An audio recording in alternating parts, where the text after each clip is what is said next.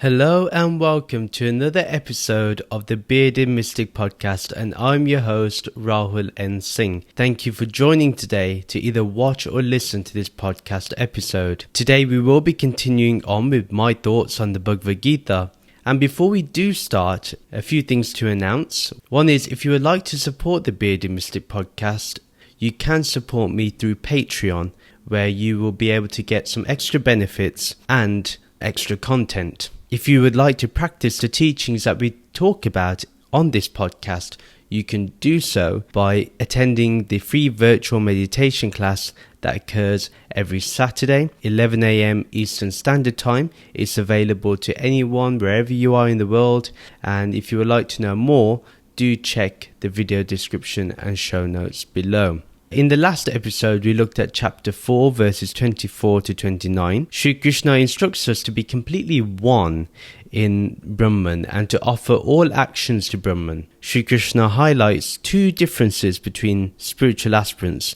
Some do it to please the devas. Some offer their mind to the ultimate reality. The choice is with us what we want to do. Shri Krishna gives us two options on how to deal with the senses. One is to eliminate any information perceived from the senses before they reach the mind. The other is to let the senses give the information to the mind, and the mind burns its effects by offering everything to Brahman. Both paths lead to the purification of the mind, which makes us ready for liberation. Also, there is a process through thorough negation. Through neti we can reach Brahman. So we can give up different things, take up certain practices, become monks. Some offer their life breath as a sacred offering to Brahman. Whichever way we would like to, there is always a way towards Brahman. There is a way to reach the ultimate level of awareness, the ultimate level of reality, and that is available to all of us. Today we will be looking at verses 30 to 33.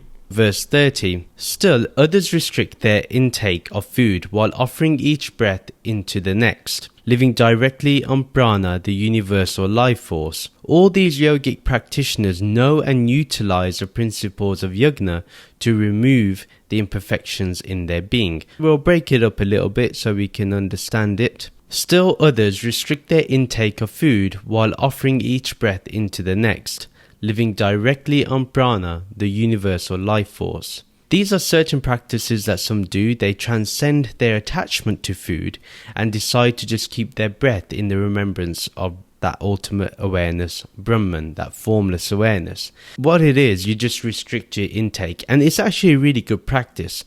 They say that in Japan, what they do is they don't get completely full.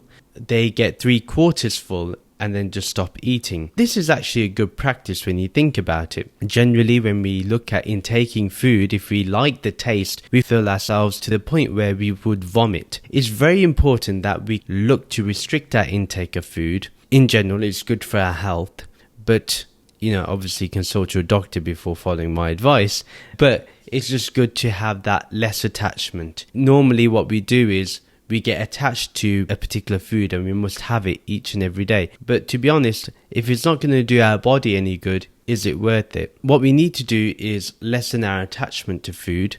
What we can do is, whenever we feel hungry, or whenever we feel a disturbance in the mind, or whenever we want to just offer some gratitude to existence, what we can do is observe the breath and remember that formless awareness, remember that Nirgun Brahman. And just by remembering is our gratitude, remembering is our prayer, remembering is our connection, remembering is our becoming and being Brahman itself. So their individual life force, which is their prana, is poured into the universal life force. The way to see that is, when you're breathing in, you could say that you're breathing in that expansive, vast Brahman. You're breathing that in and you're filling your whole body and mind with the presence of that everlasting, eternal, infinite Brahman. And then what you're doing is you're breathing that out into existence. So whatever individuality you have, whatever remnants of the ego you have, you can just put that into the vastness of Brahman. And what happens there is you are getting from the individual to the universal. And this is a great way to practice meditation in general. The next part is, all these yogic practitioners know and utilize the principles of yajna to remove the imperfections in their being. So by offering everything you have as a sacred offering to Brahman, we purify our mind because we think of Brahman all the time. That's the whole point. Thinking of Brahman, that is our sacred offering. Why not do that? So when we offer everything we do, when we're about to eat a meal, when we're about to walk, or while we're walking, when we're listening to something, when we're drinking something, we can do everything as an offering to Brahman. That way we purify our mind because we're constantly thinking of that universal life force, that universal Brahman, and therefore we're constantly removing any negative thoughts, negative reactions, and we're constantly going to be thinking about positive results, or we have an outlook which will seek better outcomes than worse outcomes. By utilizing this way of yajna, our mind concentrates on Brahman. It's very important that we concentrate on Brahman. We keep all our attention on Brahman, this ultimate formless awareness. The more we keep the awareness in the background while we're conducting our life, the better. And when we are sitting during meditation, when we can bring that formless awareness to the forefront, even better. Because you know what, the more we bring it to the forefront, the more we perceive it in everything, the more our senses are cleansed, and that's the whole point. Everything that is done must have a divine purpose. So whatever action you do, whatever thought you think of, will have a divine purpose behind it. Automatically, it will start thinking of a divine purpose. It will think of a way to be more divine. Everything we do will have some aspect of divinity in it, because we're constantly thinking of Brahman. This is how we can give life true meaning, and it's the true art of living, is living in the state of Brahman, functioning as Brahman, being Brahman. While we're talking about this on the podcast, if you've been on the journey here while we've been listening and learning about the Bhagavad Gita, what I've noticed within my own self, and I'm sure you've noticed this with your own self too, is that we are growing in our understanding, we are growing in our attention, we are growing in our focus with Brahman. We're constantly in the remembrance of Brahman, constantly thinking of Brahman, bringing Brahman to the forefront. And therefore, this is a true art of living. Nothing bothers us as much as it used to. We don't get angry as soon as something irritates us. We are more calm. We're more centered in ourselves. We're more silent in terms of our thoughts. That's the whole purpose behind it.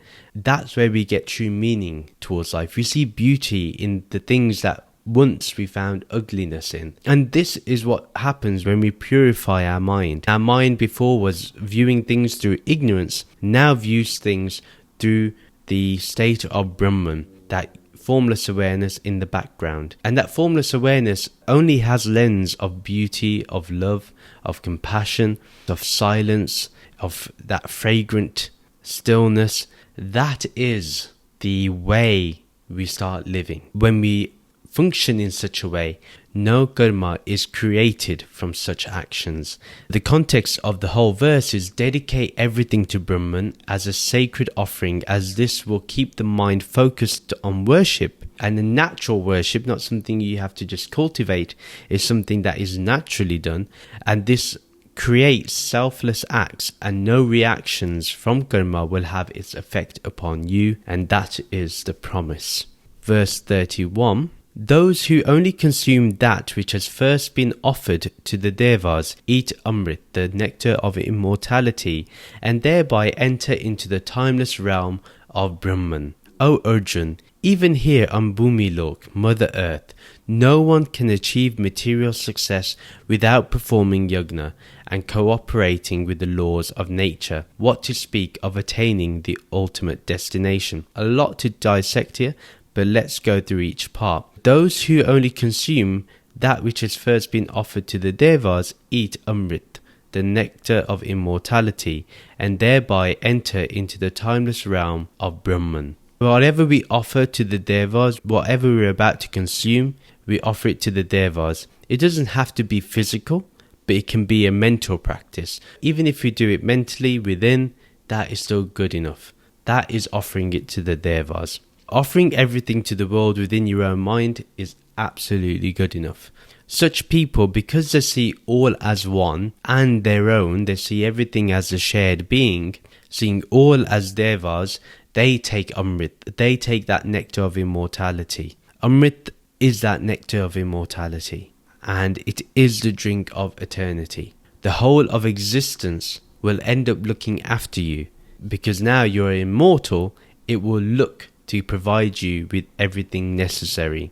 Therefore, we enter the timeless realm of Brahman, and that is because it is about becoming Brahman itself. And that's what we need to do. That timeless realm means immortality. If it's timeless, it means that there is no time and space here. And when there's no time and space, we know that this is an eternal realm. This is the realm we're constantly going to be in. And if you think about it, awareness is that direct understanding of that timeless realm. When we are in that formless awareness, when we understand that is our true nature, we understand that we're always in the timeless realm of Brahman. This is the beauty and joy of this practice. After we've offered anything to Brahman, or offered anything to the devas, and we offer it mentally, and then we consume it ourselves, that will be Amrit. That will be the nectar of immortality. Then the second part is, O Arjuna, even here on Bhumilok, Mother Earth, no one can achieve material success without performing Yajna and cooperating with the laws of nature. What to speak of attaining the ultimate destination? You always have to give back to this earth. We must look after the planet, and it's the sustenance of our existence. Therefore, looking after the planet is a natural thing to do. We shouldn't be thinking about just taking things, as we've learned throughout the Bhagavad Gita, but we have to also give back. Even if we do an offering just to our close family, it will be not the same as cooperating with the laws of nature. So it's very important that we do cooperate with the laws of nature. We also look to cooperate with the laws of the land as well, and we look after everybody, because everyone and everything is part of nature. We become more conscious of our actions, we become more conscious of the things that we do, the things that we consume, as a natural byproduct of cooperating with nature. So not just to offer things to our family and look out for our family for posterity, it's important that we also look after nature and cooperate with nature, and we don't go against it, because if we go against nature, nature will be against us. It's a natural consequence of doing things that are not right for this planet. We know from earlier, from studying this, that such selfishness and greed does not have positive effects. Inevitably, it will create a situation of ultimate destruction. Do we look after our planet and make sure that for the future generations it is a habitable place, it's a place of peace and prosperity? Is that what we're going to give to our future generations? Or are we going to continue to slander others, take the rights of others, be greedy, be selfish, and make sure that only we consume things and only we get the maximum amount of profits? We avoid paying taxes. If we continuously do that, that's going to have a negative effect, and therefore it's not just your own generation that may suffer, but definitely the future generation. If you think about it, there have been kingdoms that have fallen in the past. Great families that had so much wealth come to poverty in the next generation. We have to think more broader and think less of just our own home, but think more larger, think more about society, the community. That's how we got to be.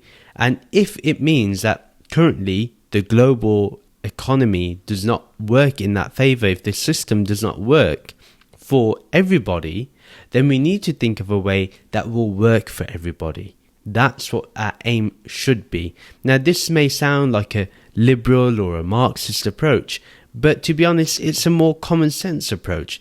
It is one of equity and justice. We do have to look out for each other, and there's no reason why we should let others be deprived of the things that we have.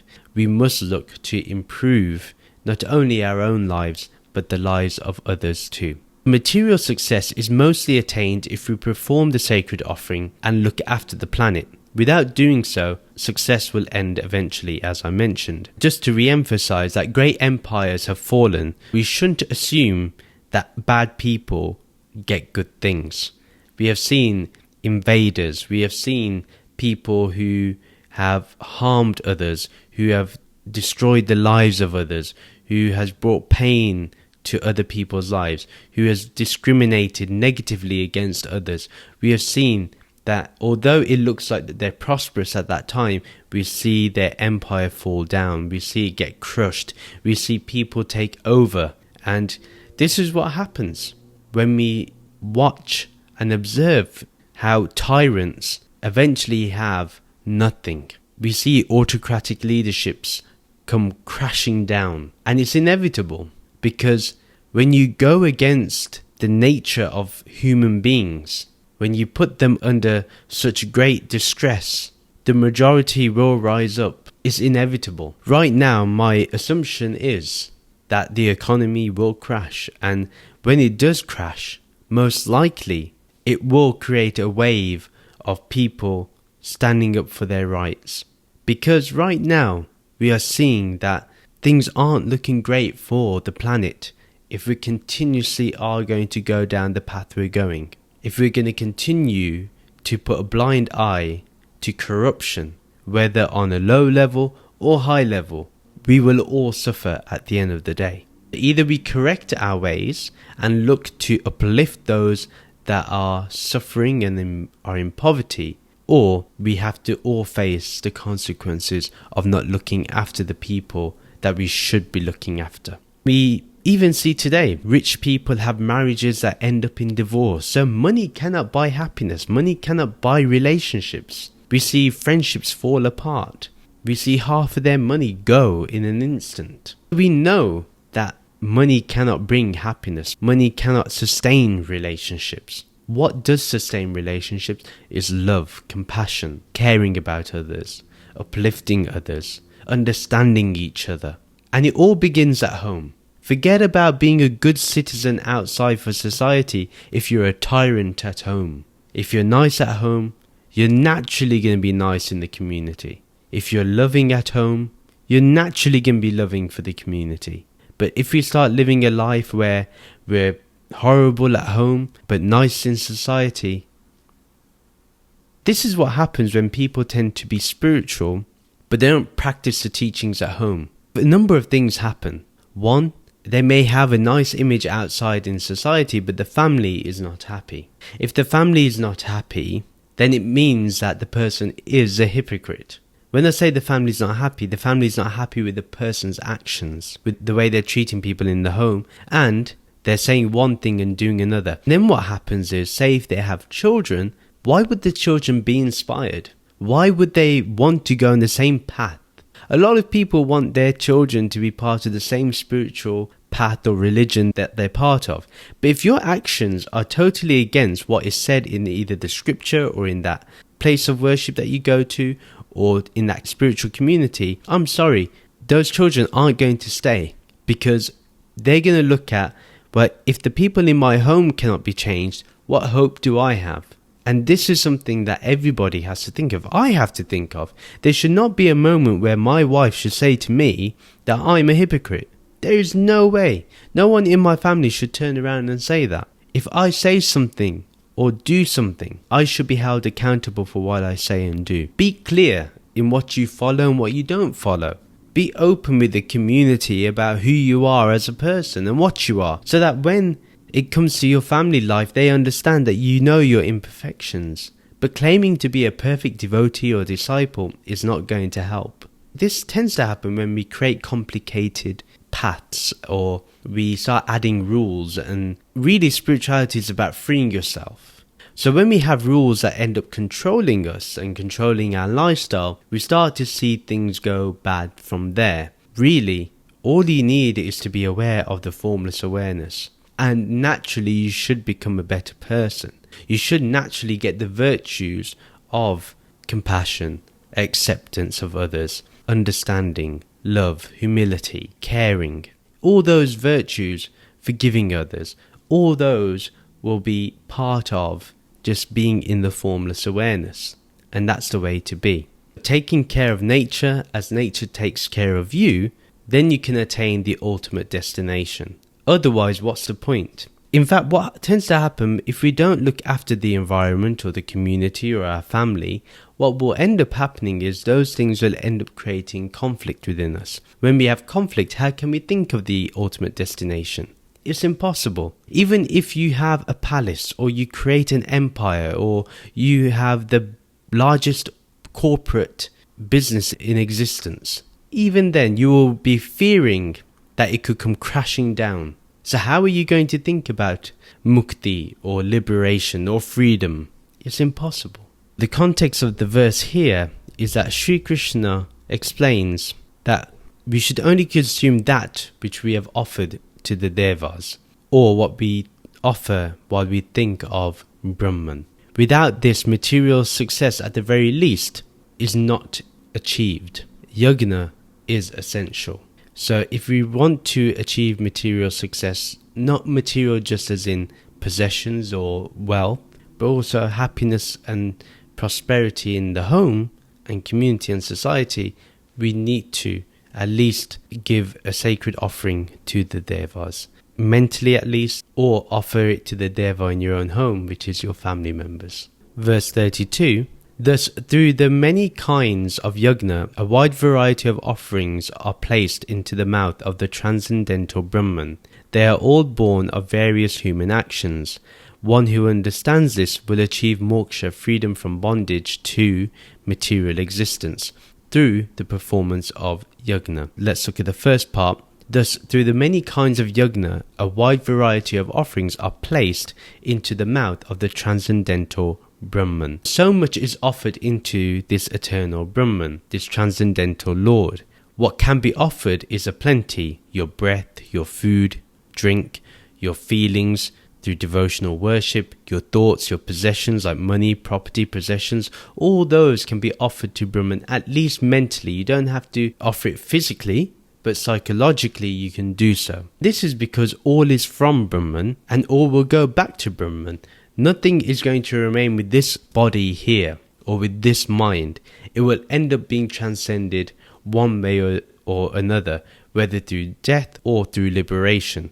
Liberation is a path that we choose to take.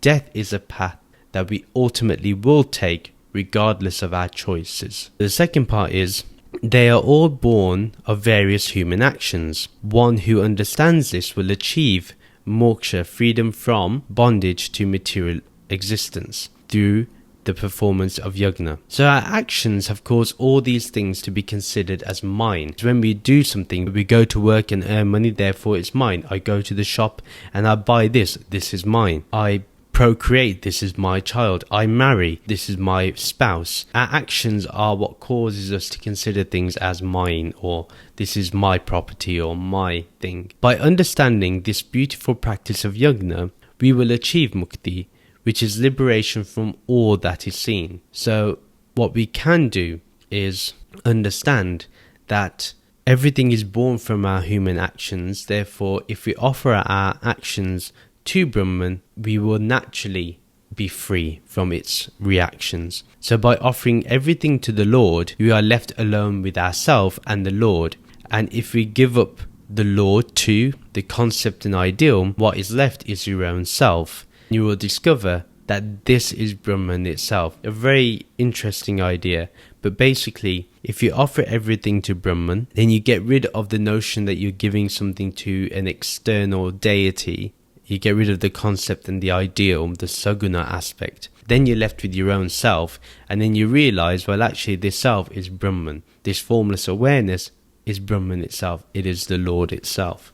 So this real self that there is Brahman. The context of the whole verse is that Sri Krishna explains that everything is Brahman and everything is offered to it. To get freedom is to understand the yajna and then practice it. For everything is the Lord's, and to the Lord it returns. If we remember this cycle, we'll be fine.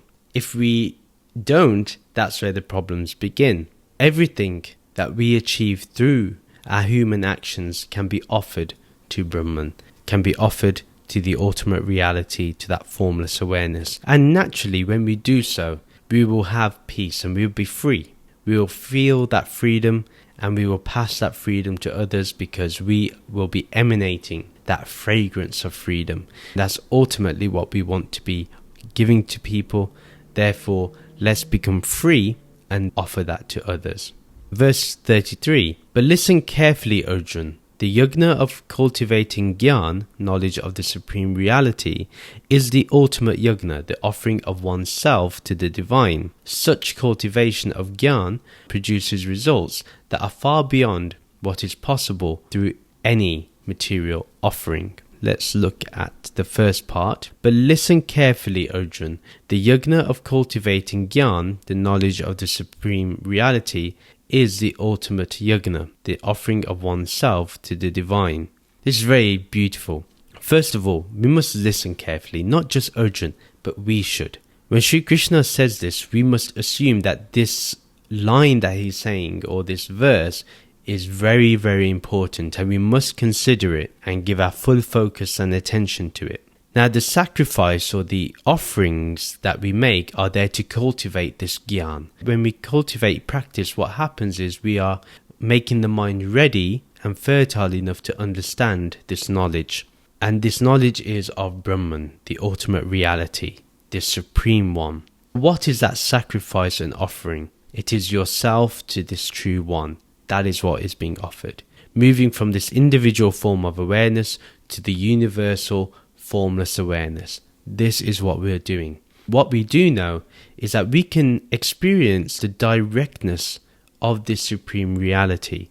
We can feel the directness of this ultimate reality, of this formless awareness.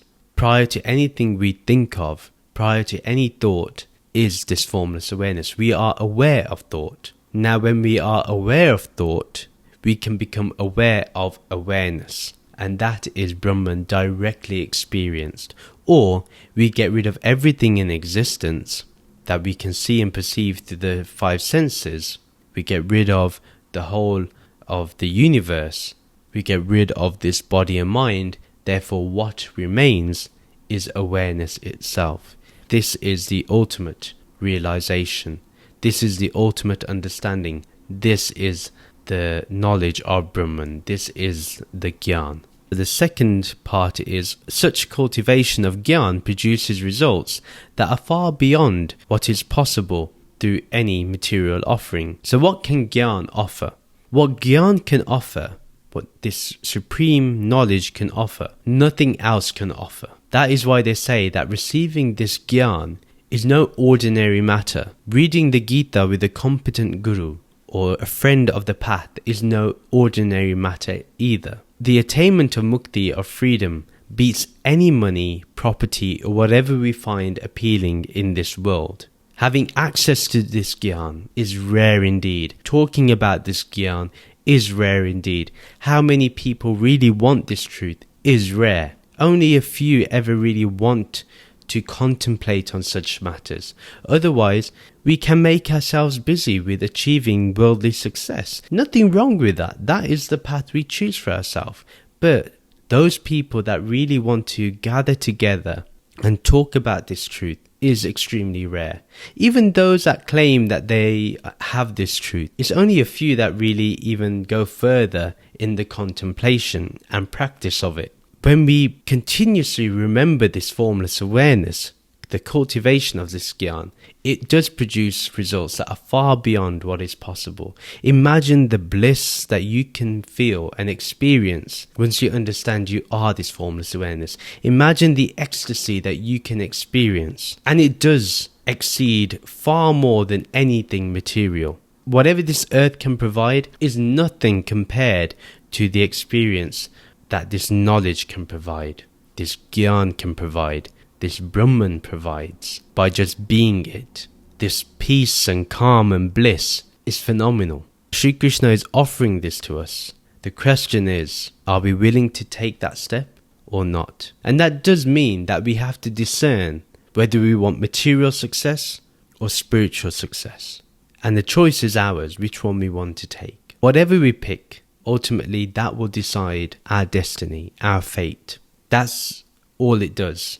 The context of the whole verse is that Sri Krishna guides Arjuna that this Gyana of Brahman is worth far more than anything material. So therefore, give yourself to the divine is the most important and supreme offering. Give yourself is more than enough, and that is spiritual success. When you're able to say that, Brahman, you're the only thing in existence, you're the only thing that is. There is only this formless awareness, this little self that I thought I was, I no longer want to identify as. This body that I identified with, I no longer want to identify as completely. Let me live in this body and mind, but let me offer it to you. Let me offer every action to you. Let me offer every thought to you. May I be in the constant remembrance of you. That is what we can do. And this is what Krishna wants us to do. That is the end of the episode. Please do share this podcast with your friends and family who may enjoy this content. Do follow me on social media to keep getting updates. You can subscribe to the monthly Bearded Mystic newsletter or join the Bearded Mystic podcast Discord server. All the details are in the show notes and video description below. You can rate and review the podcast on our website, which is www.thebeardedmysticpodcast.com. Please like and comment on this video and subscribe to this YouTube channel. Thank you very much for listening, and we'll end with remembering this peaceful Om. Om Shanti Shanti Shanti. Om Peace Peace Peace. Namaste.